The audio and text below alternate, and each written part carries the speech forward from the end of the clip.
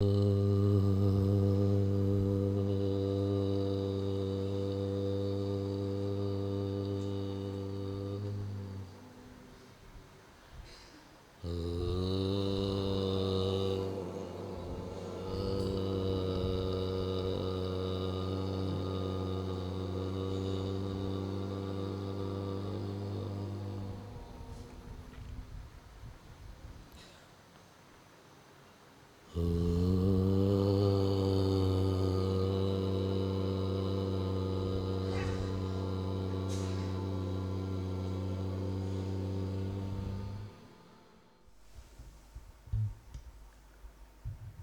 हमारे जीवन में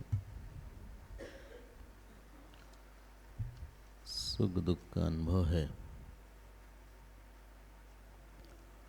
वो इस बात पर निर्भर है कि हमारी अपनी दृष्टि में क्या परिभाषा है अपने लिए। हमारी अपनी दृष्टि में क्या हमारी आइडेंटिटी है, हमारा परिचय हमारी दृष्टि में क्या है। जैसा आपका परिचय होगा, समाज क्या परिचय दे रहा है उसकी हम बात नहीं कर रहे हैं।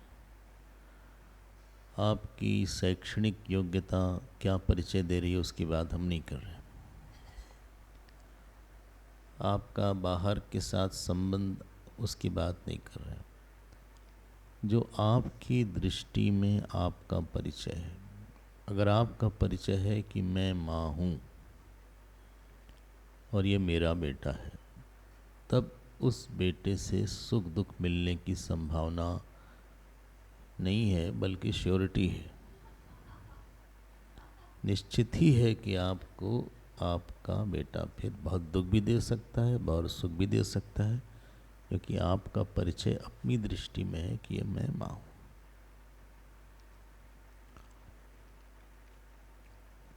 होली पर हम क्या परिचय रख के आएंगे? पूरा जो कर्म योग है या भक्ति योग है या ज्ञान योग है, ये हमारा परिचय ठीक करता है और हमारी दृष्टि में जगत का भी परिचय ठीक करता है। हमारा जो परिचय है, ठीक है ना, हमारा जो परिचय है उसको ठीक करेगा। हम वास्तव में हैं क्या, भले ही हम बाहर बात करें किसी भाषा में, लेकिन जिस भाषा में आप अपने से बात करते हैं वो वही आपको सुख दुख देती है। अम्बरीश जी को दुर्वासा ने बहुत बुरा बोला। भागवत अगर आप पढ़िए तो अम्बरीश जी कहानी आपको पता ही है कि एकादशी का व्रत था उनका और द्वादशी में पारण करना होता है, नहीं तो एकादशी का व्रत गड़बड़ हो जाता है।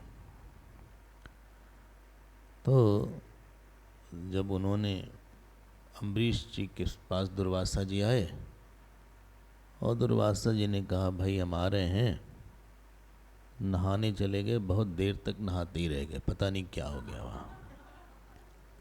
और जब आए तो इन्होंने पूछा भाई द्वादशी बहुत थोड़े समय की थी उस दिन, तो उन्होंने पूछा पंडितों से कि क्या करना चाहिए ऐसी स्थिति में, एक संत को बिना खिलाए कैसे खा लें। उन्होंने ये बोला कि पानी पी लीजिए, पानी पीना इज इक्वल टू खाना, नहीं खाना बहुत। तब उन्होंने पानी पी लिया। अब जब दुर्वासा जी वापस आए तो समझ गए, बोले तुम धूर्त हो, तुम जो है कपटी हो, पता नहीं क्या समझते हो, बहुत कुछ बोला। और अम्बरीश जी शांत खड़े थे, न तो उनको क्रोध आया न दुख हुआ। आश्चर्य, बताइए क्यों नहीं आया क्रोध? उनको अपनी दृष्टि में नहीं लगता था कि मैं राजा हूँ या मैं बहुत बड़ा हूँ। उनकी अपनी दृष्टि में परिभाषा थी कि हम एक भगवान के दास हैं और जो भगवान देंगे उसको हम स्वीकार करेंगे, क्योंकि हमारे पास भगवान से ही छन छन के चीज़ें आती हैं। उन्होंने इस भाव को इतना दृढ़ कर लिया था कि उनको दुख नहीं हुआ। कर्मयोग की साधना हमको ये बताती है कि ये जगत विराट है और आप उस विराट के एक सेवक हैं। भक्ति योग की साधना ये बताती है कि आप ईश्वर के गहरे संबंधी हैं, और ज्ञान योग की साधना बताती है कि आप आत्म स्वरूप हैं जिसमें कि देश काल नहीं है। जो संसारी की परिभाषा है कि मैं एक व्यक्ति हूँ, संसार से अलग हूँ, मैं बड़ा हूँ, पद, चूँकि हमारा पद बड़ा है इसलिए मैं बड़ा हूँ, चूँकि मेरी जाति बड़ी है इसलिए मैं बड़ा हूँ, चूँकि मेरा उम्र हमारी ऐसी है इसलिए मैं बड़ा हूँ, वो अपने को जाति, कुल, धर्म, अपने शरीर से या अपने मन से परिभाषित बार बार करता रहता है और अपने इस परिभाषा को काफ़ी पक्का बनाता है। बोले हमारे पिताजी इतने बड़े अफसर हैं, तो उसी परिभाषा को पक्का बनाएगा वो, और यही परिभाषा दुख देती है उसको। रावण को सीता जी ने तृण धरी ओट कहत बैदेही, बोलो, सुमिरी अवधपुत अवध परम स्नेही, सुमिरी अवधपति परम स्नेही, सुनु दसमुख खद्योत प्रकाशा, कबों की नलनी करई विकासा। ऐसा बोल दिया कि कभी जुगनू जो है ये क्या कमल को खिला सकता है? जुगनू के प्रकाश से कमल नहीं खिलेगा, सूर्य के प्रकाश से ही खिलेगा। तुम जुगनू हो, इन शॉर्ट, और राम भगवान सूर्य है। सच बात है, जीव तो जुगनू है, इसको कोई ज्ञान तो है नहीं। एक विषय का भी ज्ञान ठीक से नहीं होता जीव को, मिथ्याभिमान है। ईश्वर के पास सर्वज्ञता है। जो रावण नाराज हुआ वहां, उसके बाद उसका मूड बिगड़ गया। उस समय बोले स्पॉइल्ड माई डे। आप ही सुनी खद्योत्सम राम ही भानु समान, परशु बचन सानुकार्यसी बोला। बहुत नाराज हुआ। उसको बहुत बढ़िया मेकअप करके आया था, सोचा कि आज इम्प्रेस करेंगे थोड़ा, और उसने सीता जी ने, अगर कोई पुरुष बोलता तो शायद चल जाता, लेकिन किसी पुरुष के को एक स्त्री बोल दे, वो भी रावण जैसा, बहुत दुख हुआ। दुख इसलिए नहीं हुआ क्योंकि सीता जी ने बोला, क्योंकि उसने अपने आप को काफ़ी बड़े पेडिस्टल पे मन पे रखा हुआ, जो कि सीता जी ने नहीं समझा, नहीं उसको एक्नॉलेज किया। तो आपकी परिभाषा जो अपनी दृष्टि में है उससे दुख आता है, परिस्थिति से नहीं आता। राम जी को दुख नहीं हुआ, उनका अपमान बहुत हुआ, क्योंकि उनको लगा कि मेरी माँ है, डांट सकती है, मार सकती है। परशुराम के सामने लगा कि बड़े ऋषि हैं, इन्होंने इतना बड़ा बड़ा काम किया है, हम तो बच्चे हैं। मान लीजिए हम लोग किसी गुरु के पास गए, गुरु ने डांट दिया, ऐसा होता है।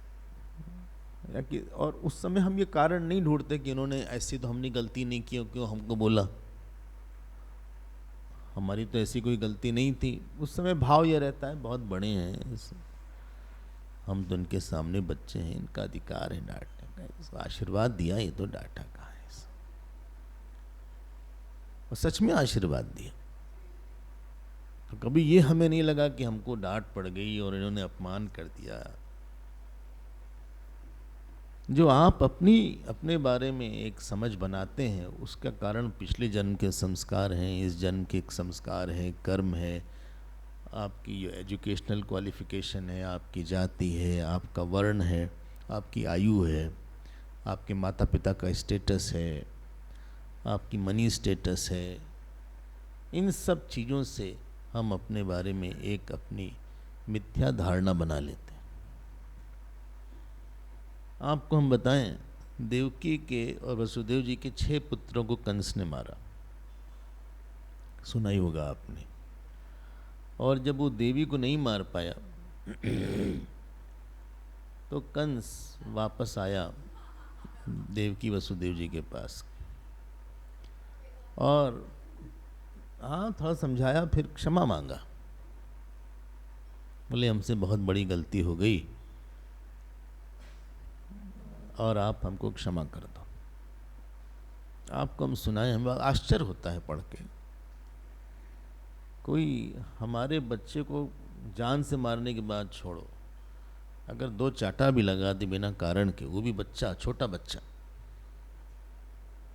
जो पैदा हुआ है, आप कितना क्षमा कर पाओगे उसको? जान से नहीं मारने की हम बात नहीं कर रहे, उसने तो पत्थर पे ऐसे पटक के मारा था। आप सोचिए कितने क्रूर तरीके से मारा होगा। और वो वसुदेव जी, देवकी और वसुदेव जी कंस को क्षमा कर देते हैं, और वसुदेव जी कहते हैं ये सब होता है, आप चिंता न करें।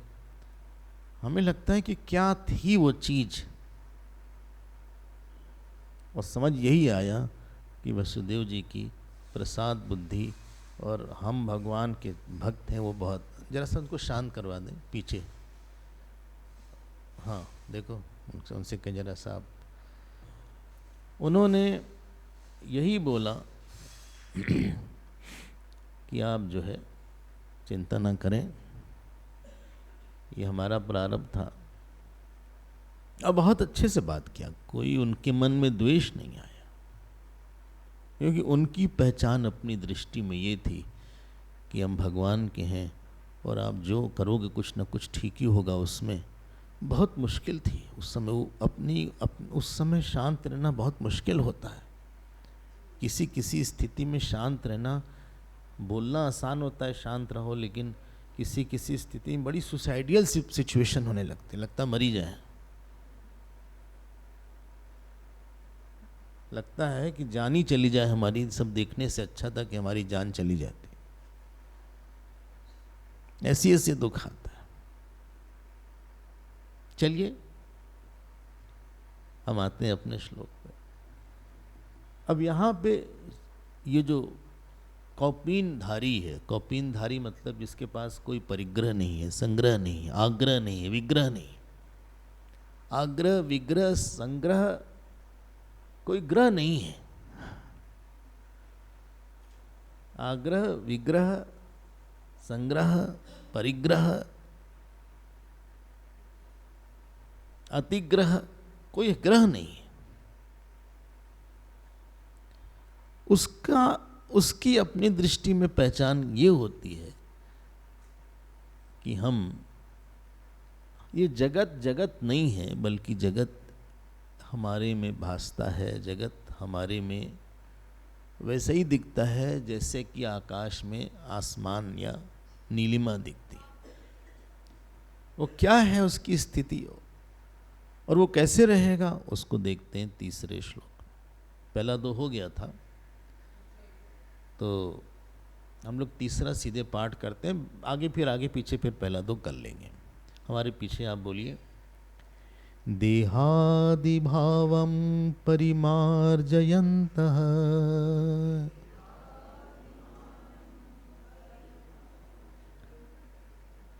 डिफरेंट है।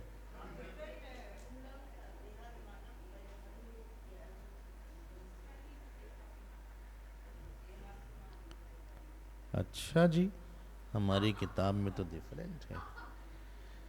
चलिए इसी को बोल देते हैं। हाँ आप लोग जैसा बोलिए। देहाभिमान, वहाँ हमारे पीछे बोलिएगा। देहाभिमानं परिहृत्य दूरा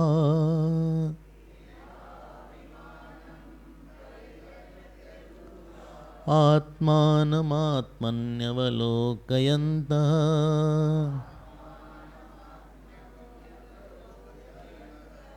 अहर्निशं ब्रह्मण्ये रमन्तः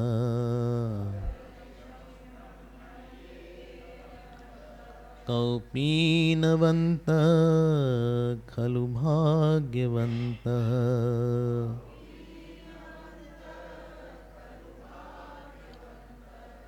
अब साथ साथ बोलते हैं। हाँ, ये जो दूराद है ना, एक लाइन में पढ़ेंगे हम लोग। देहादि भावम मानम परिहृत्य दूरात। हाँ, इसको एक सेंटेंस बनाइएगा।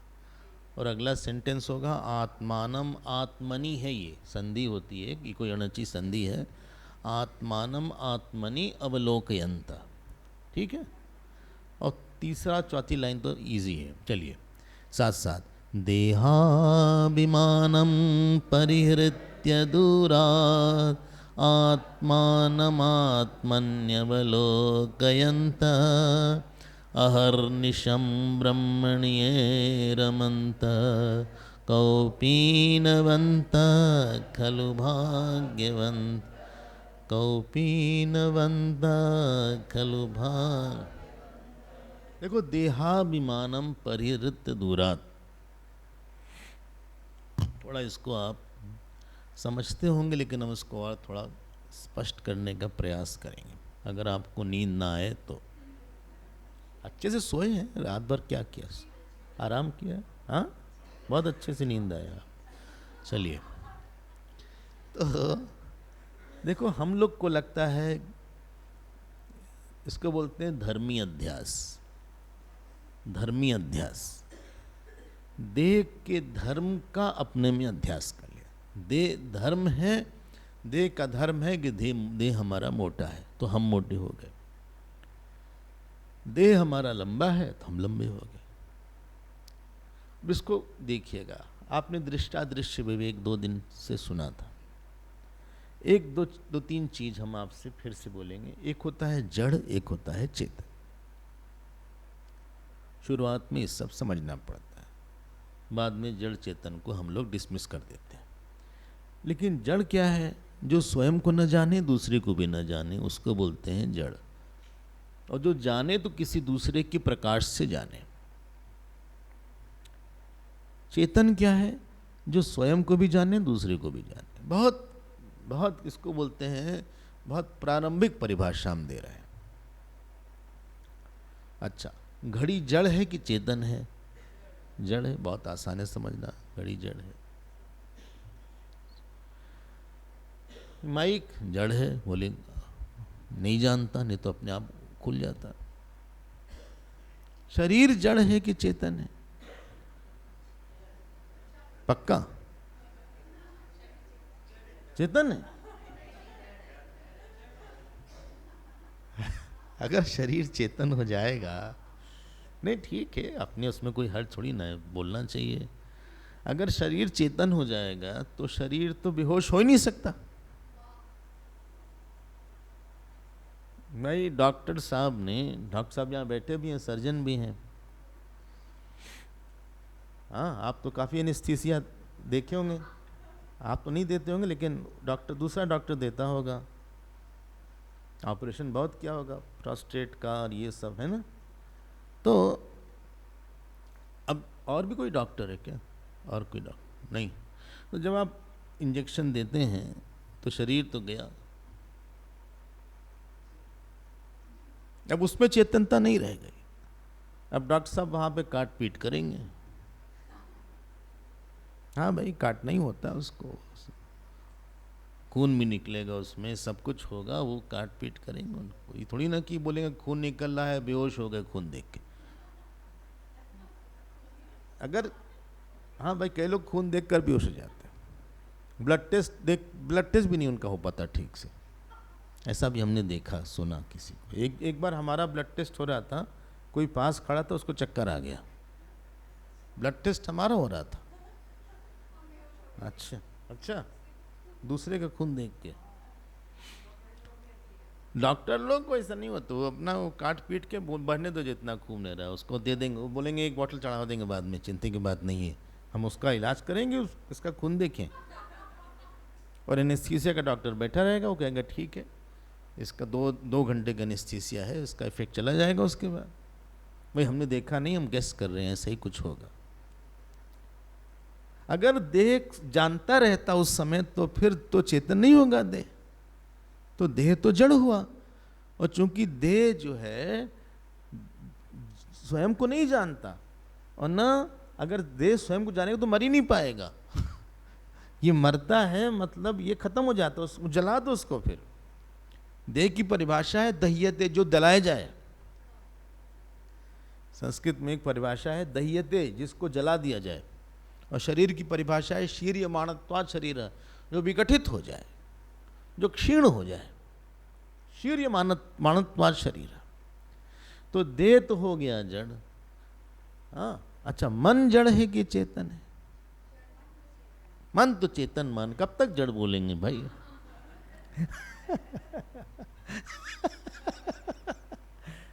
मन तो चेतन मान लेना चाहिए। क्यों भाई, मन को चेतन बना दिया जाए? नहीं, चेतन नहीं मन, इतना उधूम करता है दिन भर। मन भी जड़ है। अगर मन का स्वभाव चेतनता होती तो दिन रात मन चेतन होता, आप सो नहीं पाते।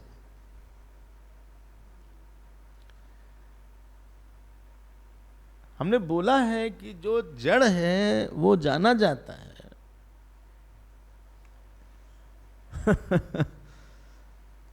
देखो ये प्रकाश है, जब खोलेंगे तो इतना ही प्रकाश आ रहा है। सूरज का स्वभाव प्रकाश है, तो जब भी सूरज को देखेंगे तो उतना ही प्रकाश। अगर मन चेतन होता तो दिन रात उतना ही चेतन होता। लेकिन मन कभी कभी ज़्यादा समझ में आता है, कभी कभी नींद आ गई तो कम समझ में आता है। मन तो जड़ है भाई, और चेतन जो है वो केवल आत्मा ही है। अब आप हमको नंबर 1 पॉइंट है ये, हम 4-5 पॉइंट बताएंगे, आप ध्यान दीजिएगा। पहली बात है कि शरीर जड़ है, मन चेतन है, आत्मा चेतन है।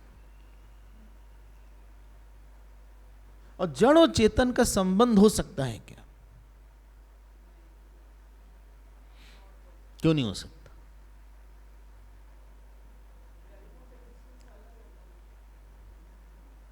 भाई संबंध उसका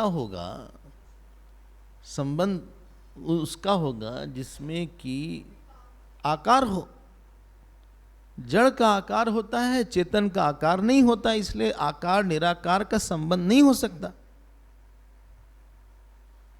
ये पहला पॉइंट। नहीं समझ में आया? अरे भाई, आकाश निराकार है कि साकार? निराकार। अब आकाश का संबंध किसी चीज से है नहीं, सबसे जुड़ा हुआ है, लेकिन संबंध किसी के साथ है नहीं, क्योंकि संबंध किसी आकार का आकार के साथ होगा। संबंध मतलब दो चीज का मिल जाना। मिलने के लिए उसमें आकार होना चाहिए, उसमें खालीपन होना चाहिए, तब तो मिलेगी कोई चीज। और तुम्हारी बात भी ठीक है। जो जड़ है, अभी आगे हम बोलने वाले हैं। तो पहली चीज यह है कि जड़ और चेतन का संबंध नहीं हो सकता, तो शरीर और मेरा संबंध कैसे होगा?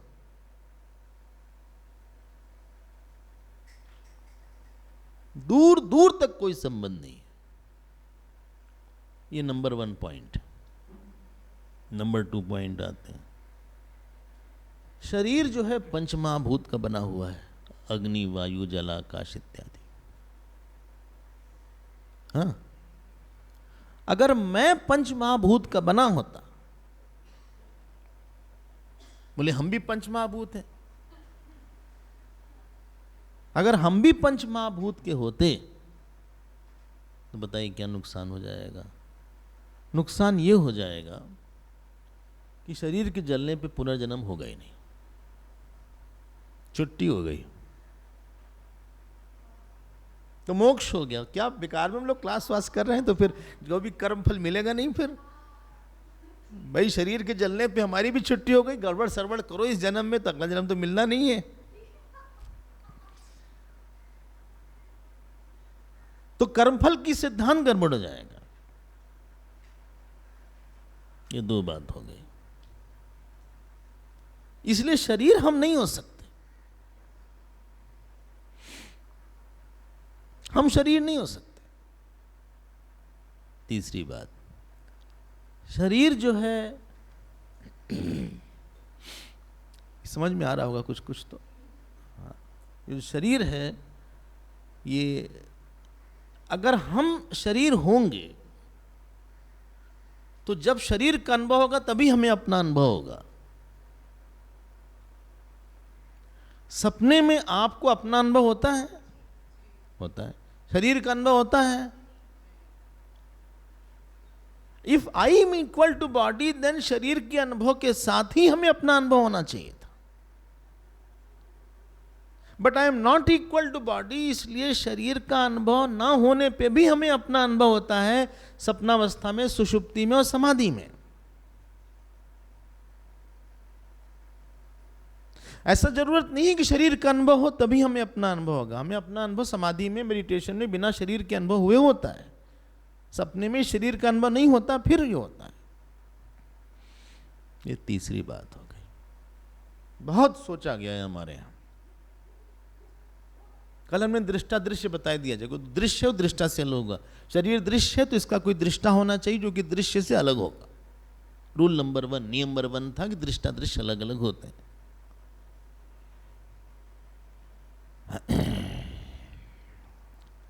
चले आगे। ये 3 बात, दृष्टा दृश्य बोलेंगे तो 4 बात हो जाएगी। अच्छा, अगली बात देखिए। शरीर का आकार है, जो भी आकार है। अच्छा, सपने में चलिए, थोड़ा सा सूक्ष्म हो जाएगा, आप चिंता मत करिएगा। नहीं समझ में तो छोड़ दीजिएगा। आप सपना देखते हैं तो वहां एक होता है स्वप्न पुरुष, स्वप्न अनुभव और स्वप्न जगत। सपने में किसी ने हमसे बोला कि सपने में हमको शेर दौड़ा रहा था। हमने कहा शेर दौड़ाता नहीं है? नहीं, 1 मिनट में झपट लेगा वो झपट लेगा। कोई कुत्ता नहीं कि शेर दौड़ाएगा। हमने कहा वो शेर नहीं होगा, कुत्ता होगा। शेर तो 1 मिनट में पाउंस करेगा आपको और बढ़िया ब्रेकफास्ट हो जाएगा उसका। वो ब्रह्मार्पणम करेगा। ध्यान दीजिएगा, एक है स्वप्न पुरुष, एक है स्वप्न जगत और एक है स्वप्न अनुभव। चले, जो हम दौड़ रहे थे वो स्वप्न पुरुष था, जो जगत था शेर इत्यादि वो स्वप्न जगत था, और हमें जो डर का अनुभव हुआ ये स्वप्न अनुभव था। लेकिन एक स्वप्न दृष्टा है। हर सपने में ये तीनों बदलते हैं, स्वप्न दृष्टा वही रहता है।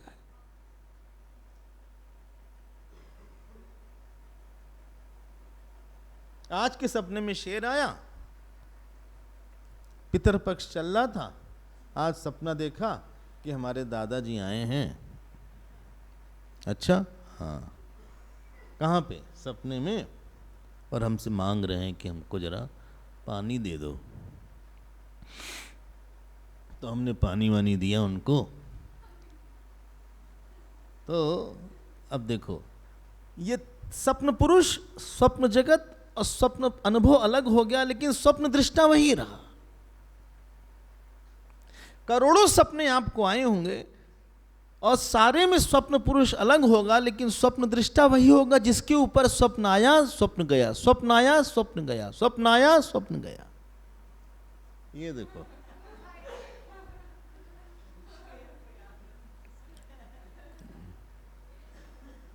जाने दो उसको, कोई बात। ये देखो, हरिओम हरिओम। चलो चलो चलो जाओ। हमको कोई देखता ही नहीं, तुम्हारे रहते। अब आप हमको बताओ एक बात, जो स्वप्न दृष्टा है उसमें देश काल है क्या?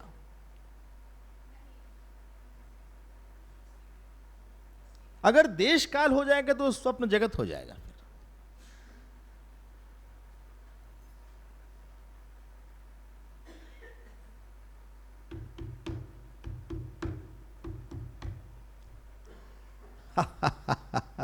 अगर देश काल है नहीं वो स्वप्न, क्या बोलते हैं, स्वप्न दृष्टा में, वो लंबा होगा कि चौड़ा होगा,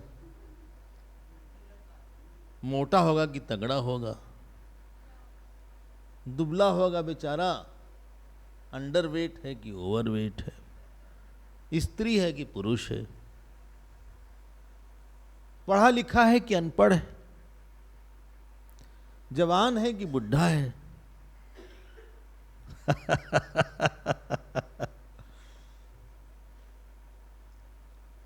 बोलिए ना, कुछ नहीं है। अगर आपने बोला कि उस दृष्टा में देश काल है नहीं, मतलब उम्र नहीं है उसकी, बोले हम आपके दृष्टा को आशीर्वाद देते हैं, हमारी उम्र आपके दृष्टा को लग जाए, अरे मारेंगे तुमको, तुम दुष्टा हो। देखो उम्र कहां से उसकी, उसमें टाइम ही नहीं है, उसमें टाइम कहां है। अब आप हमको एक बात बताओ, जब आप जाग गए तो स्वप्न दृष्टा कहां गया? क्योंकि आज रात में फिर मिलेगा, वो मरा नहीं है। और जब तक आप जिंदा रहेंगे तब तक वो स्वप्न दृष्टा मिलेगा। छोड़िए, अगले जन्म में भी आपको वही स्वप्न दृष्टा मिलेगा, नया नहीं मिलेगा, डीलक्स नया।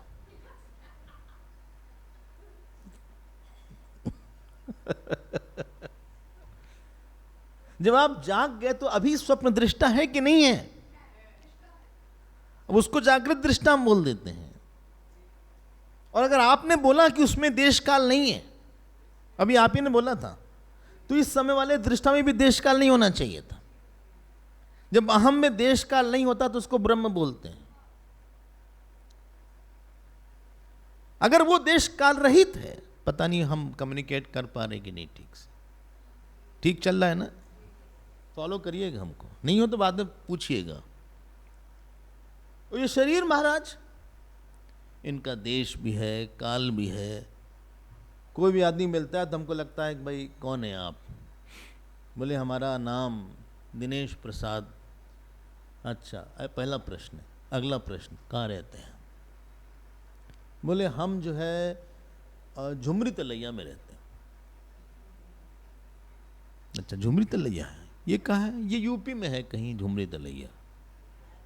हाँ, बिहार में है, बिहार में है झुमरी। ऐसा कोई जगह तो नहीं है शायद, है? अच्छा, हाँ, अच्छा अच्छा अच्छा अच्छा, झुमरी तलैया में है। अच्छा अच्छा, फिर हम उससे पूछेंगे। अच्छा, फिर आपको लगेगा उम्र क्या है आपकी?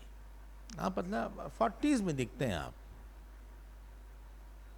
शरीर रहेगा तो उसका काल होगा, उसका देश होगा, उसका वजन होगा, उसकी उम्र होगी।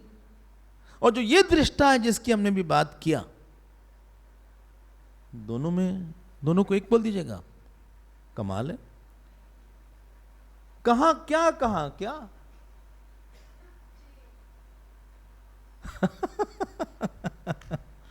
भाई कहां क्या, कहां तो ये शरीर, और लगातार शीर्माणत्वात्, लगातार ये सड़ रहा है, गल रहा है। एक हफ्ते के पहले का शरीर अलग है। रोज अगर आप वेट लीजिए अपना, तो रोज का वेट डिफरेंट हो जाता है कुछ ग्राम में। हाँ, कम नहीं हो रहा है भाई। हमने ऐसा पता लगाया, किसी ने हमको इलेक्ट्रॉनिक वेइंग मशीन दे दिया। उनको लगा कि हमारा वेट नापना चाहिए। हमें तो शौक नहीं है वेट रोज नापने का। तो हमने जब देखा तो रोज ही कुछ डिफरेंस आ जाता था उसमें। वो तो बहुत सेंसिटिव होती है इलेक्ट्रॉनिक वाली, ओवर सेंसिटिव होती है। मतलब देखना ही बेकार है, तुरंत सब सच सच बता देते। ये एनालॉग वाली अच्छी ऐसे ऐसे सुई करती रहती है, तो जो कम में जाए आप बेनिफिट ऑफ डाउट लेके बोले पहले यहाँ गई थी बाद में यहाँ चली गई, वही ठीक है। अब आप बताओ शरीर में और दृष्टा में संबंध क्या है? एक में देश काल नहीं है, उसमें आकार नहीं है, इसमें देश काल है, आकार है, ये शीर्यमाणत्वात् है, इसमें विकार हो रहा है, उसमें विकार नहीं हो रहा है। बोले नहीं दृष्टा में विकार हो रहा है। अरे दृष्टा में विकार हो तो उसको जानेगा कौन कि विकार हो रहा है? उसको जानने के लिए कोई अविकारी होना चाहिए कि नहीं होना चाहिए? कोई आया बोले स्वामी जी ये जगह बहुत बदल गई है। हमने कहा पहले कभी आए थे? नहीं। तो कैसे पता? जो आप पहले आए नहीं तो ये स्टेटमेंट नहीं दे सकते कि बदल गई जगह। ये तो कल्पना हो गई आपकी, इट्स एन इमेजिनेशन। अगर आप 10 साल पहले आए हों, 20 साल पहले आए हों और आप आज बोलें कि बदल गई है तो हम समझ सकते हैं बदल गई है, लेकिन आप तो कभी आए नहीं, पहली बार आप टपके हैं और आप बोल रहे हैं बदल गया। आप कैसे बोलेंगे कि दृष्टा बदल गया अगर आप नहीं बदलने वाले? सबको देखने, बदलने वाले को देखने के लिए कोई नहीं बदलने वाला होना चाहिए कि नहीं होना चाहिए? तो कहां तो वो और कहां ये शरीर? वो देश काल में नहीं है, ये शरीर देश काल में। वो चेतन है, ये जड़ है। वो दृष्टा है, ये दृश्य है। ये मरता है, खत्म हो जाता है, जला दिया जाता है। दृष्टा की मौतें नहीं होती है। क्यों? काल में नहीं तो कौन मारेगा उसको? उसका आकार नहीं तो आकार कैसे उसका खत्म होगा? ये कर्म करता है, वो कर्म नहीं करता। ये चलता है, वो चलता नहीं है। ये बोलता है, ये वो बोलता नहीं। ये खाता पीता है, वो खाता पीता नहीं है। इसके पास इंद्रिय है, उसके पास इंद्रिय नहीं है। वो हम है कि ये हम है? हम तो यही दृष्टा है। अब आप बताओ, पक्का कर लेना यहीं पे। मारवाड़ी लोग बोले नक्की कर लेते हैं। एक शब्द आता है नक्की कर ले। नक्की ना सही बोले ना? नक्की मतलब पक्का, पक्का कर ले। यूपी में नहीं चलता नक्की शब्द ज्यादा। हाँ नक्की कर लेते हैं इसको। बोले कोई दरकार नहीं है। हाँ दरकार समझते हैं ना क्या? हाँ ये भी यूपी में कम चलता है। हाँ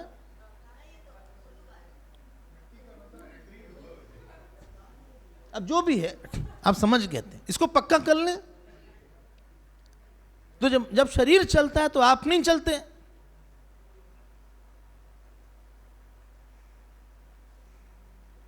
बोले फिर हमारा इस शरीर के साथ संबंध क्या है?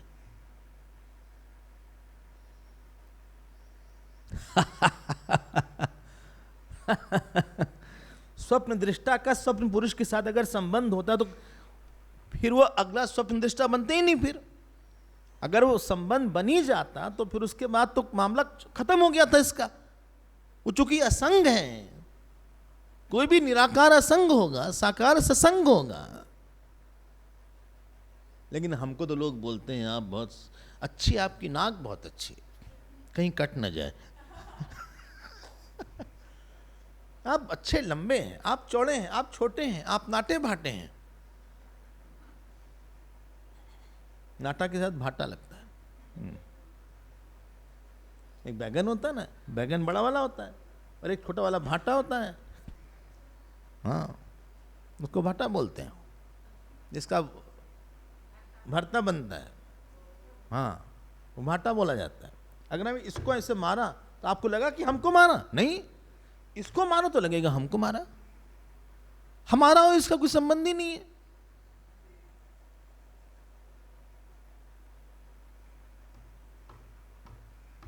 सोचिएगा आप, सोचिएगा। बोले हमारी उम्र बहुत बढ़ रही है। उम्र बढ़ रही है, शरीर की बढ़ रही है। बोले उन्होंने हमको हमारी बहुत प्रशंसा किया। शरीर की क्या होगा? आप दृष्टा की नहीं कर सकता प्रशंसा। प्रशंसा उसकी होगी जो उसके अलावा कुछ और हो। अगर वो निराकार है तब तो कुछ उसके अलावा कुछ होगा ही नहीं। भाई हमारा आपका दृष्टा एक है कि अलग अलग है? अगर अलग हो जाएगा तो फिर आकार हो जाएगा ना इसका, तब तो देश काल भी हो जाएगा। भाई गरीब आदमी का दृष्टा जो है छोटा मोटा है, अमीर आदमी का बड़ा दृष्टा है।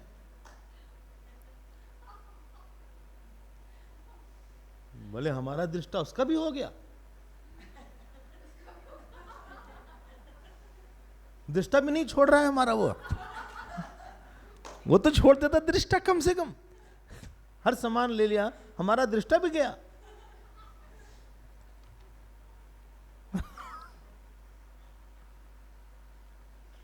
लेकिन गलती इतनी बड़ी हो गई है, वो गलती होती ही चली जा रही है।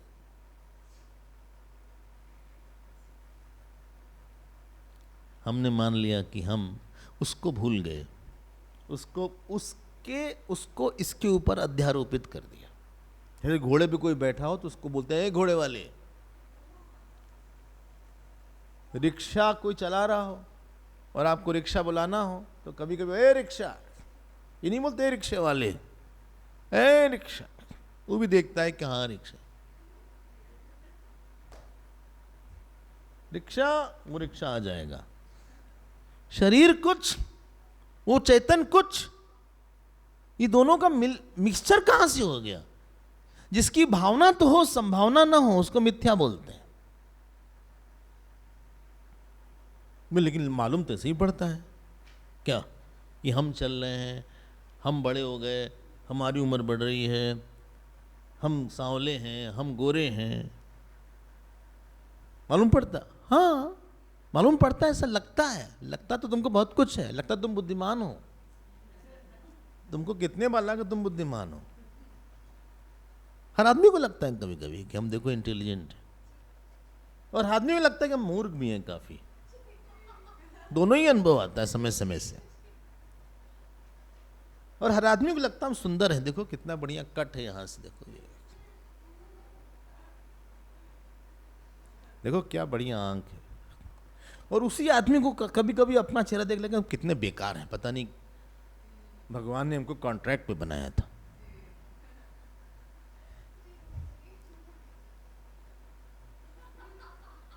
बिल्कुल हमको दे दिया था, बिल्कुल ठीक चेहरा नहीं हमारा है।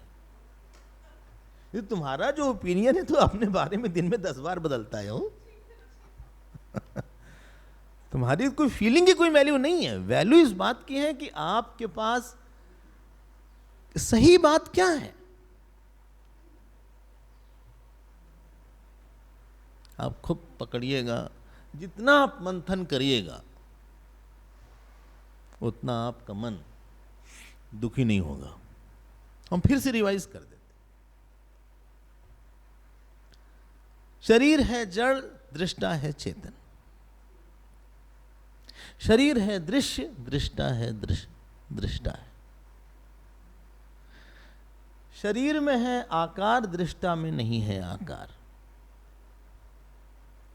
सबसे इंपॉर्टेंट, शरीर में देश काल है और स्वप्न दृष्टा में देश काल नहीं है, और वही स्वप्न दृष्टा चलता चला जा रहा है और जिंदगी से आखिरी तक वही स्वप्न दृष्टा मिलेगा। आखिरी अगले जन्म में वही स्वप्न दृष्टा मिलेगा। न उसमें देश है, न काल है, न वजन है, न वस्तु है, न जाति है, न गुण है, न टैलेंट है, न सुख है, न दुख है, न हानि है, न लाभ है। और ये पट्ठा जो शरीर है, ये कभी यहां गिरा तो पैर टूट गया। एक जगह गए हम, रामेश्वरम गए, सर के बल गिर गए। सच में हुआ ऐसा। पूरी गए दाहिनी तरफ गिरे, द्वारकाधीश गए बाईं तरफ गिरे। आप बद्रीनाथ नहीं जाना चाहते। बोले सामने गिरेंगे। हमने कहा नहीं, चले जाइए, पूरा कर लीजिए, सब तरफ गिरना हो जाएगा। भाई ये जो चारों दिशा में गिरे ऐसे बोल दीजिएगा। भगवान के धाम में गिरे, अच्छी बात।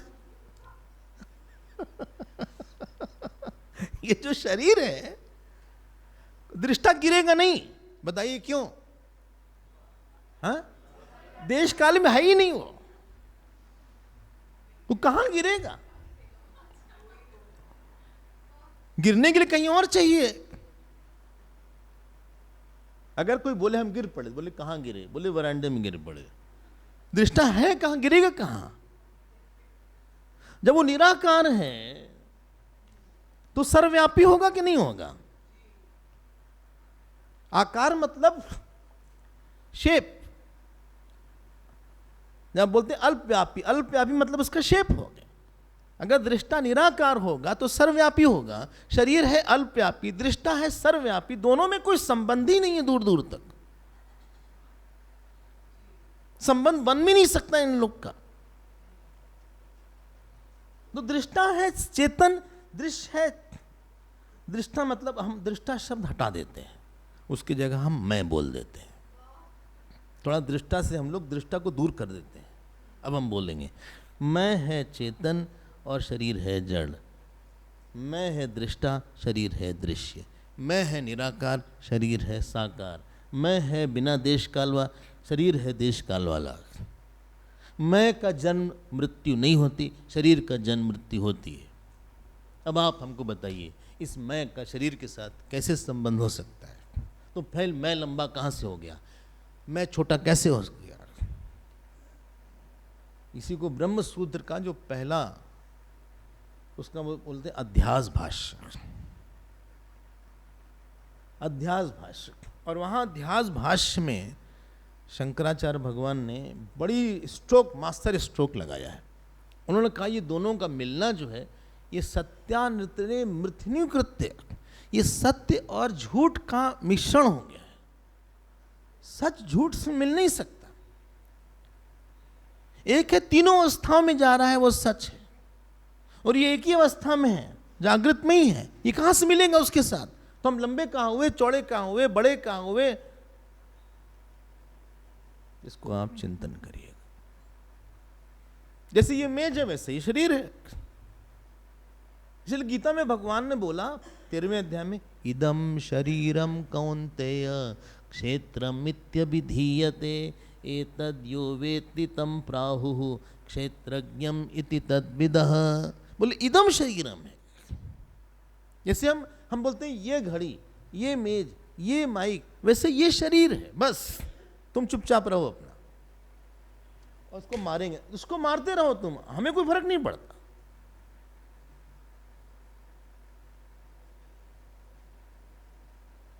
अब भागवत में एक ऋषभ देव जी का चरित्र आता है। बहुत बड़े अवधूत हुए हैं। जो भी मान लो, जो भी मान लो, हम तो उनको ऋषभ देव अवतार मानते हैं, हम तो भगवान का अवतार मानते हैं।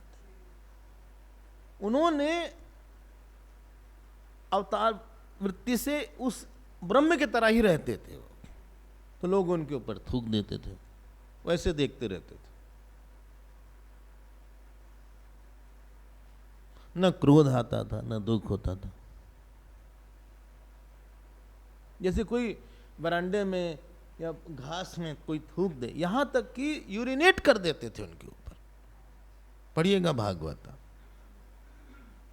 वैसे देखते रहते थे। उनके मन में रोष नहीं आता था।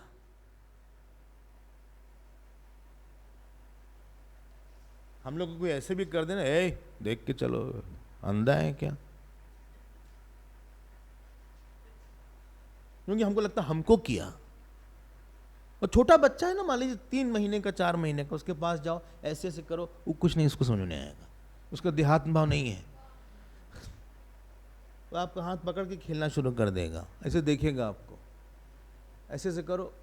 ये नहीं बोला कि हमको कर रहे हैं। और बड़ा हो गया 1 साल का, बिना कपड़े के आ जाएगा गेस्ट के सामने। गेस्ट आए रहेंगे बाहर, हाँ, विराट रूप में आ जाएगा बिना कुछ पहने, और आपको बड़ा एम्बेरसमेंट। बोले जाओ जाओ कपड़ा में जाओ, चलो इधर आओ, जाओ। उसको फर्क ही नहीं पड़ता।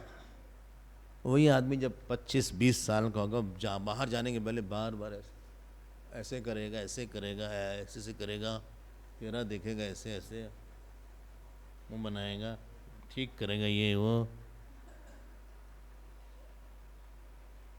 आप समझ रहे हैं क्या हो रहा है?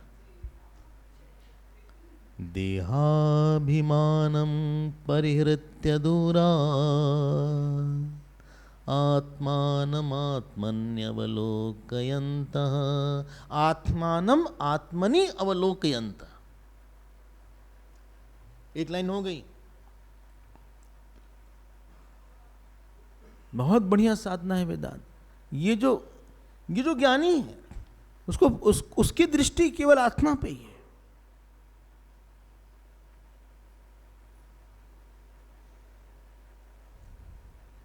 जड़ भरत तो ऐसे थे कि बहुत दिन तक स्नान भी नहीं करते थे। ब्राह्मण थे, यज्ञोपवीत पहने थे, तो यज्ञोपवीत काला हो गया।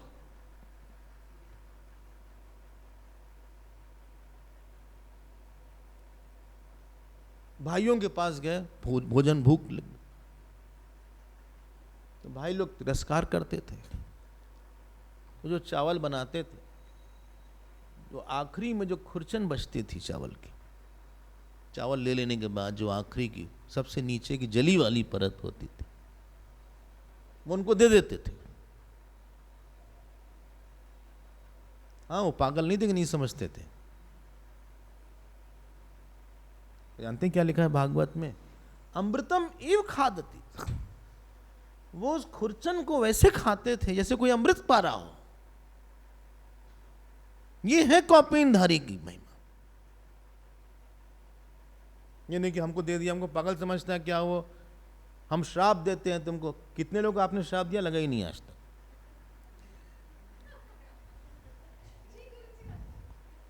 वो और अच्छा हो गया श्राप हमारे श्राप से। ये नहीं कि श्राप दिया उन्होंने, ये नहीं कि बुरा समझा या गुस्सा आ गया, दुख आ गया। उन्होंने कहा कि शरीर पंचमहाभूत है, ये खुरचन पंचमहाभूत है, पंचमहाभूत पंचमहाभूत में जा रही है, इससे हमारा से क्या मतलब है? एक पंचमहाभूत ने दूसरे पंचमहाभूत को पंचमहाभूत के पात्र में पंचमहाभूत दिया, इससे अपने को क्या लेने देना? ये तमाशा चल रहा है। गुणा गुणेषु वर्तन्ते ति मत्वा न सज्जते, इससे हमारा क्या मतलब है? वो खुरचन दे, चाहे हमको अमृत दे दे, चाहे बहुत अच्छा भोजन दे दे, हमको थोड़ी ना दिया उसने, उसको शरीर ने दिया। वो तो जानता भी नहीं कि हम कौन हैं, उसको तो पता भी नहीं कि हम ये हैं, हम ब्रह्म हैं, उसको तो पता भी नहीं है। वो कहाँ कोई भाई होता है भाई? अच्छा, आप जैसे ही बोलेंगे ना शरीर नहीं है, सारा रिलेशन कोलैप्स कर जाएगा। सारे संबंध शरीर से ही शुरू होते हैं, उसे संबंध खत्म हो जाते हैं। ये रिलेशन की जो दुनिया है ना, बहुत झूठी है। आप बुरा मत मानिएगा, साफ साफ बोलने दीजिए हमें। नहीं, आप बोलिए। किसका भाई है? शरीर का भाई हुआ कि दृष्टा का भाई है? बोले हम दोनों दृष्टा, भाई दृष्टा है। तो दृष्टा में भाई आ गया। हाँ, बोले उसका दृष्टा हमारा दृष्टा, दोनों भाई दृष्टा है। तो दो दृष्टा होंगे, वो दोनों मॉडिफाई करके होंगे, विकार आ गया होगा, तब तो भाई बना होगा तुम्हारा वाला दृष्टा। मतलब जब बन गया होगा तो उस बनने को देखा किसने? तो कहाँ से दृष्टा बनेगा? दृष्टा भाई बना कि पत्नी बना कि पति बना कि क्या बोलते हैं चाचा बना कि देवर बना? बोले इनकी दृष्टा देवरानी है। दृष्टा से कोई मतलब नहीं देवरानी से, सब झूठ है। जितना संबंध की दुनिया है ये सब ऐसी माया जाल है। शरीर का शरीर से संबंध है। ये क्या बोलेंगे ये किताब इस किताब की बेटी है? ये कोई बोलेगा? पंचमहाभूत में कोई संबंध होता है क्या? बोले तो जीव के साथ संबंध होता है। अच्छा, तो जो किसी के दादाजी खत्म हो गए, हाँ, वो तो आप अभी भी संबंध है उनके साथ। वो भैंस बन गए मान लीजिए,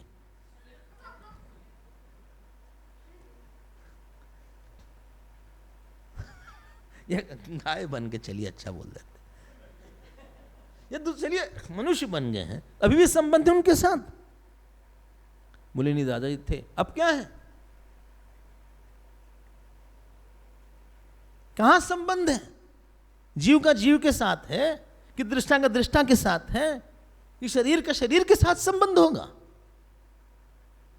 बेकार की बात करते हो। वो तो दृष्टा शरीर पे आके एक गलती से हमने शरीर माना, फिर उसको भी माना कुछ। और फिर उसके बाद हमने बोला कि भाई है, मेरा बहन है, मेरी पत्नी है, मेरे बेटा है, मेरी बहू है, मेरी सास है, जो कुछ बोलना बोला। जहां आप दृष्टा पे आए, जहां आप चेतन पे आए, ये सारा संबंध वैसे ही ढह जाता है जैसे बालू का बना हुआ किला, जैसे पानी पे बना हुआ घर। जो हम ग्लोरीफाई करते हैं ना, ये मेरे हैं, ये मेरे चाचा है, मेरे बेटा है, मेरी बेटा। अरे चुप, दुखी नहीं होगा उसके बाद तो।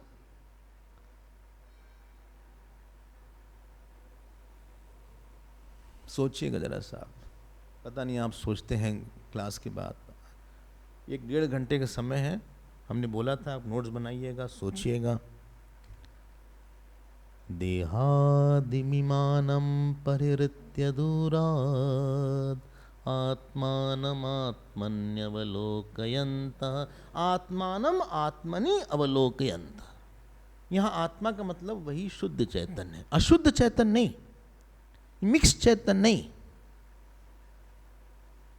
आत्मनि मतलब मन में, जो मन में अपने आप को बिना ये कर्ता बनेगा कि भोक्ता बनेगा।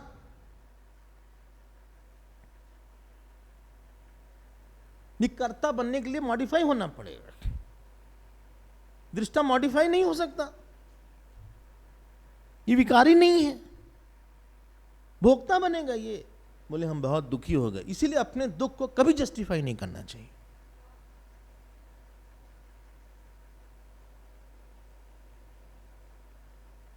बोले लेकिन लगता तो है, लगता तो बहुत कुछ है, लगता तो नीलिमा भी लगती है। लगने की बात छोड़ो।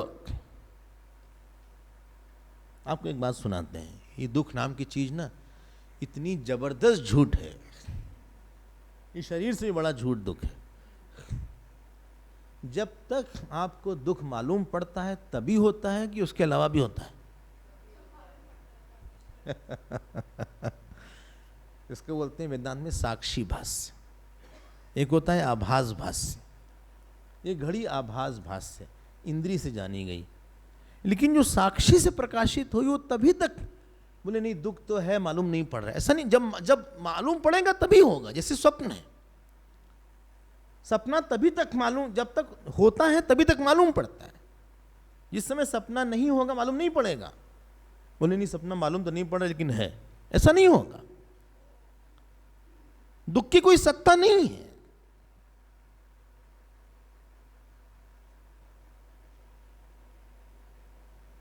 सच सच बोल दें आपसे, दुख एक आदत है, अपने आप को छोटा समझने की आदत है। Sense of contraction in I is called sorrow, अपने में संकुचन का अनुभव। देखो हमारे पास कपड़े नहीं है, सबके पास इतने अच्छे अच्छे कपड़े, लोग क्या में भी अच्छा कपड़ा पहन के आए, हमारे पास ठीक ठाक कपड़े नहीं है। इसी बात को लेकर बहुत दुख हो रहा है। अच्छा हाँ, नहाने गए, साबुन लगा लिया तब पानी चला गया, पूरा हमने सोप लगा के रखा था, हमको क्या पता कि पानी नहीं आएगा, हम क्या करें। इतने हम परेशान हो जाते हैं ना, क्या बताएं आपसे। देख पानी कहीं नहीं था, कहीं नहीं था पानी था, फिर क्या किया आपने, करें क्या। हम गए कमरे में, जो बॉटल पानी पीने वाली तो उसी को ले लिया, अब उसमें हम आंख खोले तो पानी चला जाए, साबुन चला जाए आंख में, गिर भी गए। आपने कल ही बोला था कि एक दोष से कई दोष आते हैं, तो एक मजबूरी से कई मजबूरी आ गई, चोट भी लग गई, हम परेशान हो गए। देखो ये सब बना रहा है व्यक्ति, नहीं है नहीं है, आनंद मनाओ। कभी न कभी पानी आ जाएगा। एक ही परिस्थिति में वही डांट पड़ने पे एक आदमी को सुख होता है, एक को दुख होता है। इसलिए ब्रह्मसूत्र का एक भाष्य, उसका नाम है भामती। सुना है नाम भामती आपने? भामती करके एक भाष्य, किसी ने कमेंट्री लिखी, मिश्रा जी थे, हाँ नहीं, और वहां एक शब्द आया, उन्होंने दुख की परिभाषा दिया। जानते क्या बोला? प्रज्ञा अपराध एव दुखम। प्रज्ञा अपराध एव दुखम। जो आपने गलत समझा है उसी का नाम दुख है।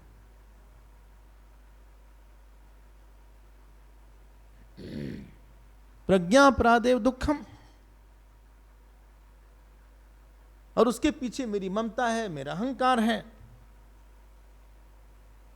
हम लोग ममता भी रखेंगे और चाहेंगे दुख भी ना हो, अहंकार भी रखेंगे दुख भी ना हो। भट्टी पे बैठेंगे सोचे जले ना। अजीब आदमी हो। दुख होगा ही होगा। जब तक इसको नहीं जाना जाएगा, कहीं न कहीं से मन छोटे छोटे अहम को ही पकड़ेगा। आत्मानम आत्मनि अवलोकयंत। ये बुद्धि में उसी आत्मा को देखता है, अपने को कर्ता भोक्ता नहीं देखता। न ये देखता है कि किसी ने हमको दिया, उसमें वो न लेता है न देता है। गीता में श्लोक आया, यश्चैनम वेत्ति हंतारम यैनम वेत्ति हंतारम। बोलो, यश्चैनम मन्यते हतम। हाँ, वेरी गुड। बोले जो बोलता है कि आत्मा मारती है और आत्मा मरती है, दोनों ही नहीं जानते। न तुम करता हो न किसी कर्म के कर्म हो, किसी को तुम्हारे ऊपर कोई काम नहीं कर सकता। जैसे हम डेस्क के ऊपर पीट सकते हैं, वैसे दृष्टा को छू नहीं सकते हैं। कोई हमको कुछ बोल नहीं सकता, क्योंकि दृष्टा नहीं सुनेगा। दृष्टा is not the object of any action, neither it is subject of action. तो तुम जो अर्जुन ने बोला कि मर जाएंगे और हम मार देंगे, दोनों बात गलत है। उभौतों ने भी जानी था, नायम हंति न हन्यते। न ये मरता, न ये करता है, न किसी कर्ता का कर्म है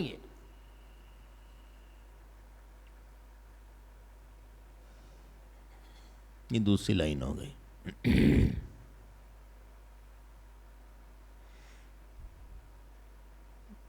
हम इसी को शुरुआत हमने यही बोला था कि आप अपने को जैसे इंट्रोड्यूस, जो इंट्रोडक्शन आपका अपनी दृष्टि में है,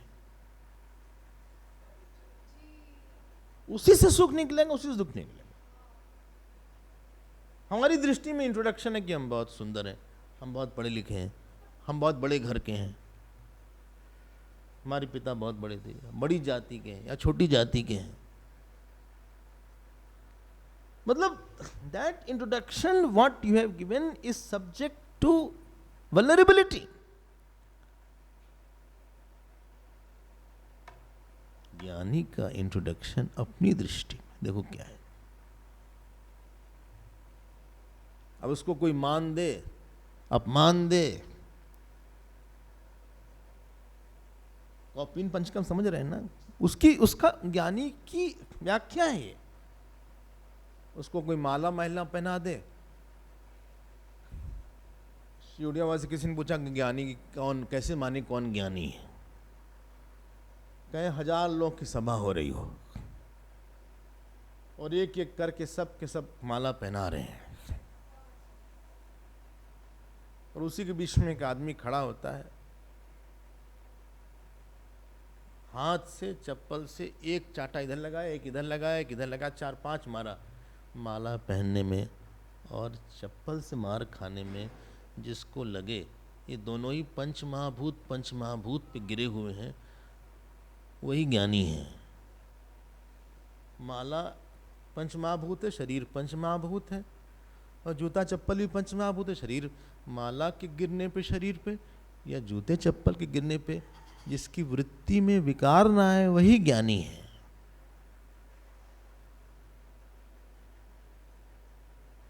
आप समझ रहे हैं? मुश्किल है ये तो भाई। अब मुश्किल हो है तो है। अहर्निशम ब्रह्मणि ये रमनता। रमनता शब्द पहले भी आया है, कहाँ? अरे वाह, आप तो जाग रहे हैं।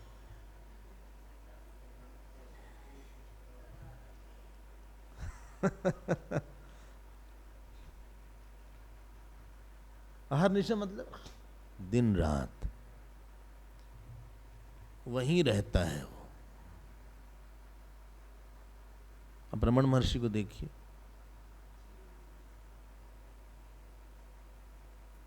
आपको लगे कुछ काम नहीं कर रहे हैं। हमारे गुरुदेव बोलते थे he was in dynamic silence. चेतनता को बनाने के लिए वो डायनेमिक वर्ड यूज करते थे।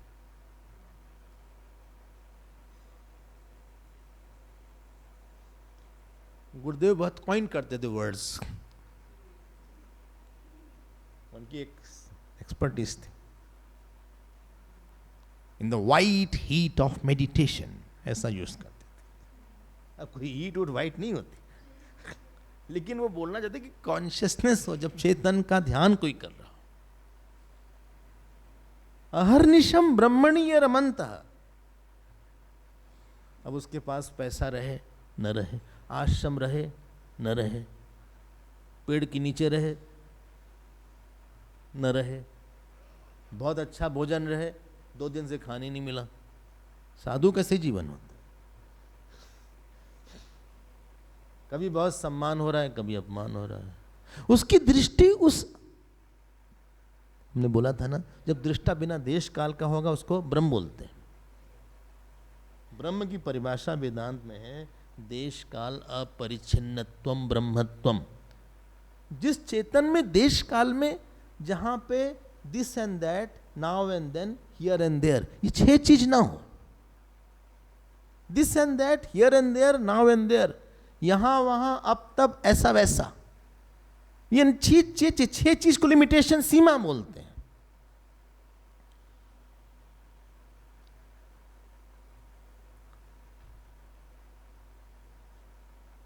उसी में रुकिएगा आप। देहाभिमानं परिहृत्य दूरात् आत्मानमात्मन्यवलोकयन्तः अहर्निशं ब्रह्मण्ये रमन्तः कौपीनवन्तः खलु भाग्यवन्तः। कल देखते हैं, इसको दे दो।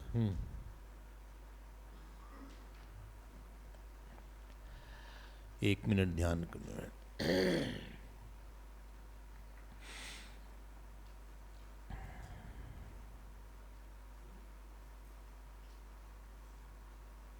सीधे बैठे,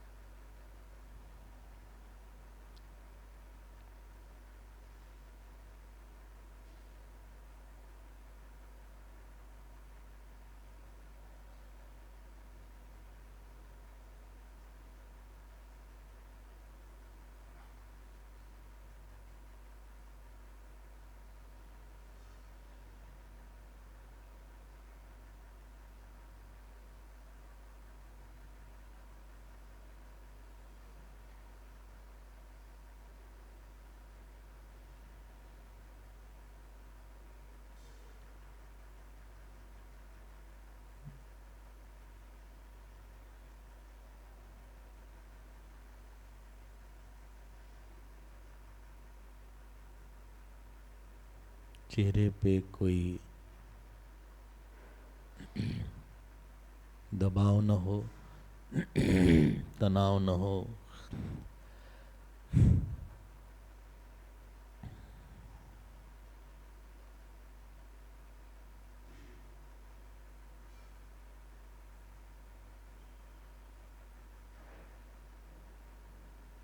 शांत मन हो।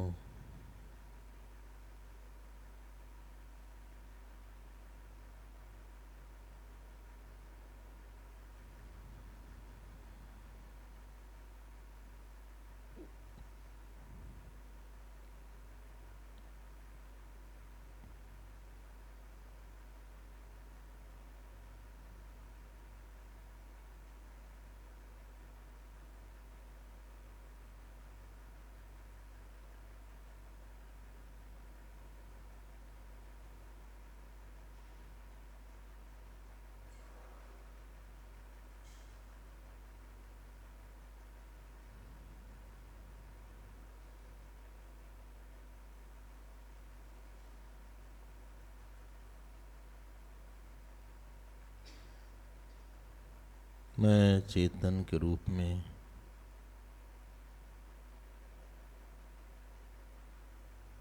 जैसा था वैसे ही हूँ।